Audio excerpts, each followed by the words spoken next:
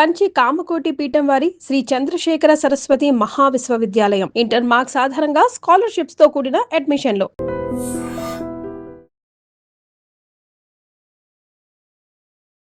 Hi hello నమస్తే welcome back to iDream media.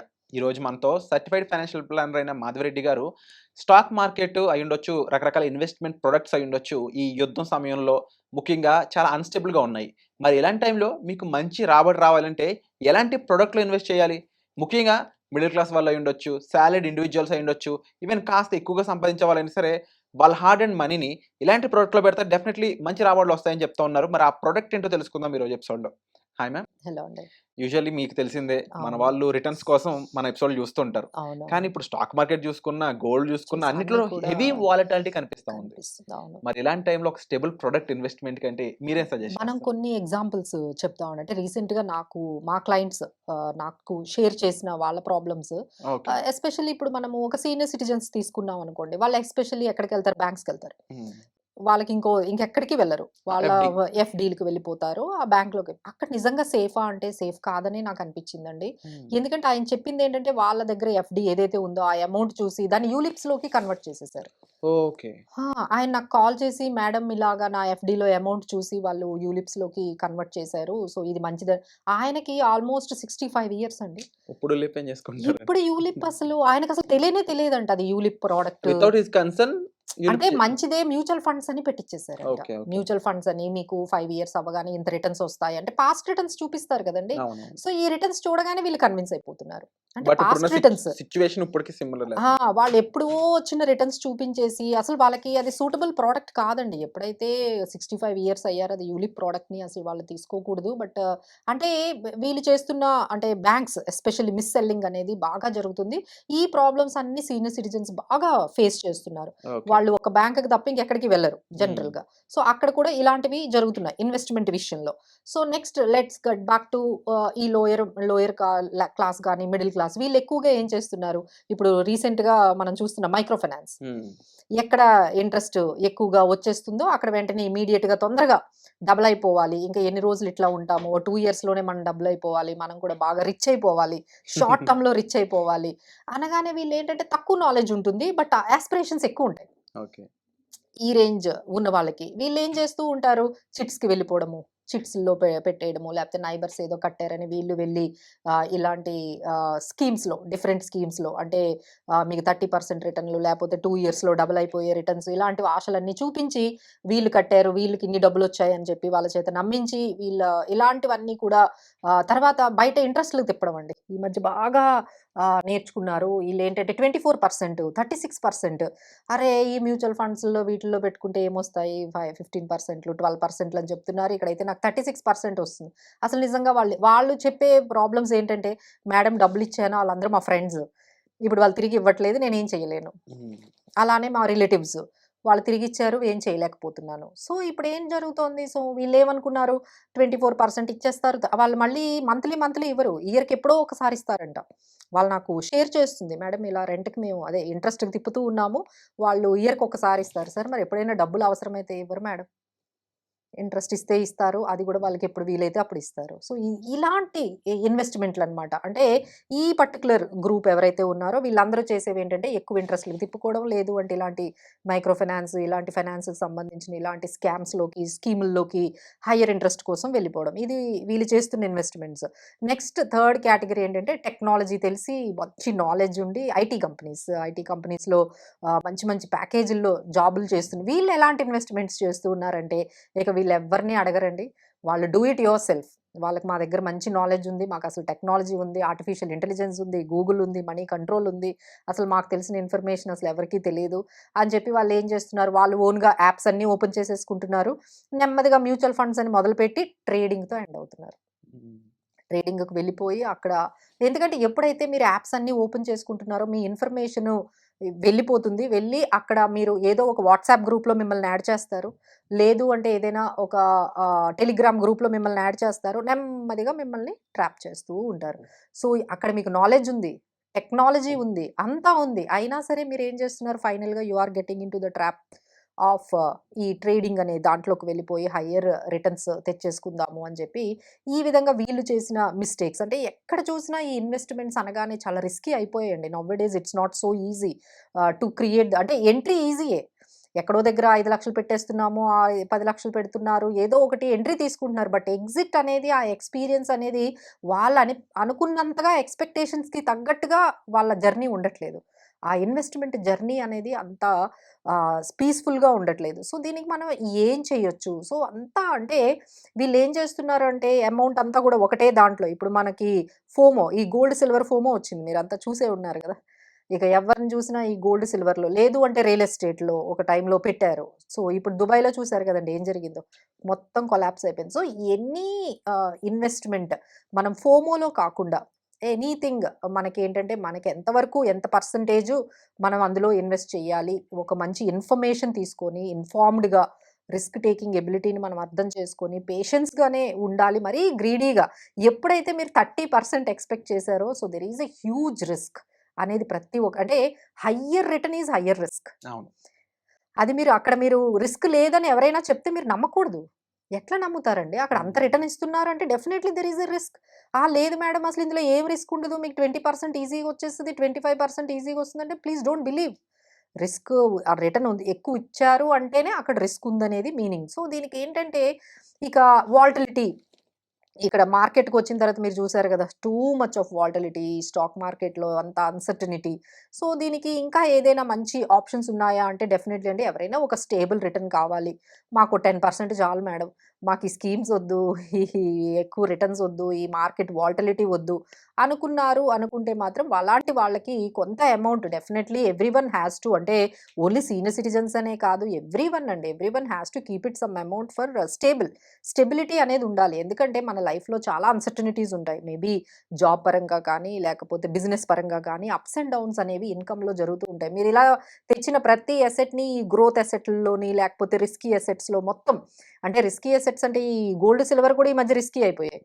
అవి కూడా సేఫ్గా ఏం కనిపించట్లేదు, అక్కడ కూడా టూ మచ్ ఆఫ్ వాల్టిలిటీ. ఎలా మనము real estate, gold and silver, లేకపోతే ఈ స్కీమ్స్, మార్కెట్, ఈ స్టాక్ మార్కెట్స్ అని కాకుండా కొంత అమౌంట్ మనకి కొంత డెట్ ఇన్స్ట్రుమెంట్స్లో పెట్టుకోవాలండి. ఇందులో మనకి మంచి ఆప్షన్స్ ఉన్నాయి. మున్సిపల్ బాండ్స్ ఉన్నాయి, గవర్నమెంట్ సెక్యూరిటీస్ ఉన్నాయి, అలానే మన తెలంగాణ గవర్నమెంట్ నుంచి వచ్చిన కొన్ని బాండ్స్ కూడా ఇష్యూ చేస్తున్నారు. ఇవన్నీ ఏంటంటే ఫిక్స్డ్ పర్సంటేజ్ మీకు ముందుగానే చెప్పేస్తారు. 9% ఇస్తాము, 10% అంటే బ్యాంక్ ఇంట్రెస్ట్ కన్నా బెటరే కదండి. అవును. సో బ్యాంక్లో మీకు ఎట్లా అయినా వాళ్ళు అన్ని కట్ చేసుకొని 6%, 5% ఇస్తారు కాబట్టి, సో ఇక్కడ 9%, 10% వచ్చినా you can get at least 100%, 70% extra మనకి రిటర్న్ వచ్చినట్టే. సో ఈ బాండ్స్ని మీరు కొంచెం రిలై చేయొచ్చండి. అలానే మ్యూచువల్ ఫండ్స్ ద్వారా మనకి డెట్ ఫండ్స్ ఉన్నాయి, మ్యూచువల్ ఫండ్స్ ద్వారా బ్యాలెన్స్డ్ ఫండ్స్ ఉన్నాయి, మ్యూచువల్ ఫండ్స్ ద్వారా మనకి ఈ పర్టికులర్ బ్యాలెన్స్డ్ అడ్వాంటేజ్ ఫండ్స్ ఉన్నాయి. ఈ హైబ్రిడ్ అగ్రెసివ్ ఫండ్స్ కానీ, హైబ్రిడ్ లేకపోతే మనకి డెట్ ఫండ్స్ కానీ, ఇలాంటి చాలా కేటగిరీస్ అయితే ఉన్నాయండి. కొంత అమౌంట్ మీరైతే ఖచ్చితంగా, అంటే మీరు గ్రోత్ అసెట్స్లో ఉండొచ్చు, బట్ అవేంటంటే అవసరానికి యూజ్ అవ్వవు. ఇప్పుడు రియల్ ఎస్టేట్లో పెట్టారండి, ఇప్పుడు అర్జెంటుగా ఇప్పుడు అమ్మేయాలంటే అసలు కొనేవాళ్ళే లేరు బయట, అవును. ఎవ్వరు కొనడం లేదు అసలు. ఇప్పుడు నాకు కావాలి అంటే అమౌంట్ ఎక్కడి నుంచి వస్తుంది, రాదు. అలానే ఇప్పుడు గోల్డ్ అండ్ సిల్వర్ అనేది ఎక్కడో కొన్నారు, ఇప్పుడు అది వాల్యూ కూడా తగ్గింది. అలానే మనకి ఇప్పుడు స్టాక్ మార్కెట్ చూస్తే అదేం పెద్ద రిటర్న్స్ రాలేదు. సో ఇక్కడ మనకి ఏదైనా అవసరం అయితే అమౌంట్ కొంత ఉండాలి కాబట్టి definitely you have to keep at least 20% మీరు ఇలాంటి డెట్ ఇన్స్ట్రుమెంట్స్లో మీకు కావాలి అంటే we are there to help you. మనకి డైరెక్ట్గా మనకి ఐపీఓ లాగా ప్రైమరీ మార్కెట్లో కూడా కొత్త బాండ్స్ ఎంత పర్సెంటేజ్ ఉంటుంది మ్యామ్? 9 to 11% వరకు 9 to 11. మనకి వ్యారీ అవుతూ ఉంటుందండి. మీరు కొంచెం, అంటే ఇది రేటింగ్ మీద ఉంటుంది. సో ఈ రేటింగ్ బట్టి మీకు పర్సంటేజ్ అనేది హైలీ, ఇప్పుడు AAA రేటింగ్ అనుకోండి 9%, Okay.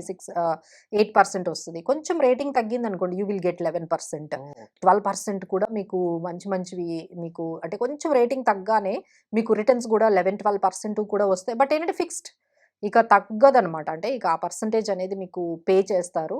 సో అలాంటి రేటింగ్ ఉన్న బాండ్స్ని మనము తీసుకోవచ్చు. ప్రైమరీ మార్కెట్లో మీరు డైరెక్ట్గా తీసుకోవచ్చు, లేదా సెకండరీ మార్కెట్లో కూడా అవైలబుల్గా ఉంటుంది. వాటికి మెచ్యూరిటీ పీరియడ్ ఉంటుంది. బట్ ఏంటంటే మల్టిపుల్స్ తీసుకోవాలి. అంటే 50,000, 1,00,000 మల్టిపుల్స్ ఇలా తీసుకోవాల్సి ఉంటుంది. అంటే మన షేర్స్ ప్రాఫిట్ లాగా గమనించాలంటే.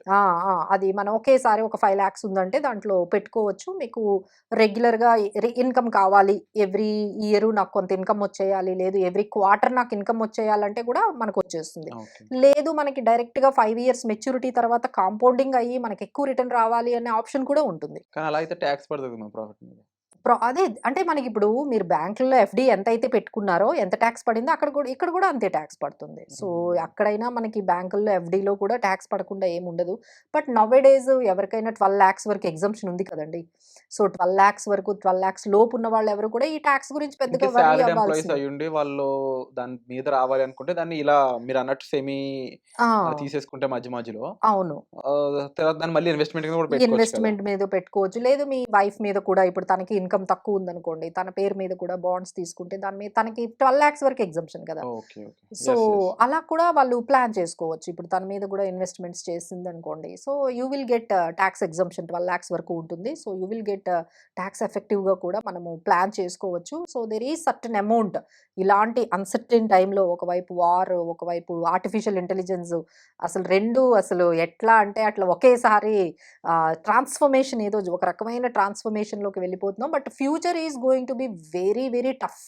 ట్రూ. అంత ఈజీగా అయితే లేదండి. It's going to be very tough. ఎవరైతే ఫైనాన్షియల్‌గా సౌండ్, స్టేబుల్ ఫౌండేషన్ ఎవరైతే ఉన్నారో వాళ్ళైతేనే సర్వైవ్ అవ్వగలరండి. ఎవరైతే ఫైనాన్షియల్‌గా స్టేబుల్ ఫౌండేషన్ లేని ఫ్యామిలీస్ ఏవైతే ఉన్నాయో డెఫినెట్‌లీ అంటే మనం తీసుకునే ప్రతి డెసిషన్ ఏవైతే కొంచెం సౌండ్ డెసిషన్స్ ఎవరైతే తీసుకున్నారో వాళ్ళు కొంచెం సర్వైవ్ అవ్వగలుగుతున్నారు. ఎవరైతే బ్యాడ్ డెసిషన్స్ తీసుకున్నారో, ఫైనాన్షియల్ డెసిషన్స్ తీసుకున్నారో వాళ్ళందరూ కూడా ఇప్పుడు బాగా సఫర్ అవుతున్నారు. That could be buying a plot.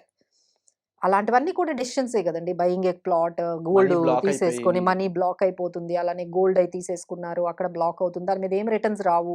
Regular returns ఏమీ రావు. సో, ఇలాంటి మిస్టేక్స్ అన్నీ కూడా చేసేసి ఇలాంటివన్నీ అంటే లేదు అంటే ఒక ఇల్లు తీసేసుకున్నారు. దాని మీద ఈఎంఐ కడుతూ ఉన్నారు. 1,50,000, 80,000 ఈఎంఐలు కడుతున్న వాళ్ళున్నారు. సో, ఇలాంటి డెసిషన్స్ తీసుకొని సఫర్ అవుతున్నారు వాళ్ళు కూడా చాలామంది ఉన్నారండి. బట్ ఫైనల్‌గా మేము చెప్పేదేంటంటే ఎవరైతే గుడ్ డెసిషన్స్ మంచి సౌండ్ డెసిషన్స్ ఎవరైతే ఫ్యామిలీ అంతా కలిపి తీసుకున్నారో, ఎందుకంటే ఇందులో అందరి మీద ఎఫెక్ట్ పడుతుంది. ఫ్యామిలీలో మీరు డెసిషన్ తీసుకుంటే మీ పిల్లల మీద, వాళ్ళ చదువు మీద, వాళ్ళ ఫ్యూచర్ మీద, అందరి మీద కూడా మీరు తీసుకునే ప్రతి డెసిషన్ కూడా ఇంపాక్ట్ పడుతుంది. కాబట్టి ఏవైతే మీ డెసిషన్స్ ఉన్నాయో రిగార్డింగ్ పర్సనల్ ఫైనాన్సెస్ ఒక్కసారి ఎక్స్‌పర్ట్స్‌తో కూర్చొని కన్సల్ట్ చేసి మాట్లాడి అప్పుడు అది మనకు సూటబుల్ అవుతుంది. అంతేగాని మా పక్కింటి వాళ్ళు ఇల్లు కొనుక్కున్నారు, వాళ్ళు గోల్డ్ కొనుక్కున్నారు, వాళ్ళు కారు కొనుక్కున్నారు, వాళ్ళు ఇల్లు కొనుక్కున్నారు, లేకపోతే వాళ్ళు ఇన్సూరెన్స్ ప్లాన్ కొనుక్కున్నారు, లేకపోతే వాళ్ళు ఏదో జాయిన్ అయ్యారు స్కీమ్‌లో, ఇలా వాళ్ళు వీళ్ళు చేశారని మీరు చేశారంటే మాత్రం definitely it will be going to be a very, very massive hit అయితే జరుగుతుందండి. మీకు మీ సిట్యుయేషన్, మీ ఫ్యామిలీకి తగ్గట్టుగా ఏది బావుంటుందో అదే చేసుకోండి. సో, దానికోసం మీరు కన్సల్ట్ అవ్వచ్చు. We are there to help you. Thank you ma'am. ఇలాంటి టైంలో డెఫినెట్లీ ఇలాంటి బాండ్స్ మీరు ఏదైతే చెప్పారో అవునండి. ఈ ఉండాలి. ప్రొడక్ట్ అనేది డెఫినెట్లీ హెల్ప్స్ అనమాట. అవునండి. ముఖ్యంగా ఎవరైతే ఇండివిజువల్ సాలరీడ్ ఎంప్లాయీస్ ఉన్నారో వాళ్ళకి. అవునండి. అండ్ ఇలాంటి ఒక ప్రొడక్ట్ ఉందని చాలా మందికి తెలియకపోవచ్చు బహుశా. సో, దీని మీద మరింత ఇన్ఫర్మేషన్ కావాలనుకుంటున్నట్లయితే మీరు డెఫినెట్లీ మ్యామ్‌ని సంప్రదించవచ్చు. ఇక మీకున్న డౌట్స్‌ని మన కామెంట్ సెక్షన్‌లో చెప్పండి. వచ్చే ఎపిసోడ్‌లో మళ్ళీ కలుద్దాం. Thank you so much. And for more videos, Please subscribe to iDream. Please subscribe to iDream. Please subscribe iDream. And please subscribe to iDream. For more videos, subscribe to iDream. please like, share and subscribe to the channel. Congratulations, iDream. Subscribe to iDream. Subscribe to iDream. So subscribe to iDream Media. iDream team andarki huge congratulations. Please subscribe iDream Media. Please subscribe to iDream. Subscribe iDream. Please subscribe to iDream. iDream అంటే నా కళల channel subscribe చేసుకున్న నోరు తిరుగుతలేదు. మీరైతే గంట గుర్తు కొట్టండి. For more such videos, please subscribe to iDream.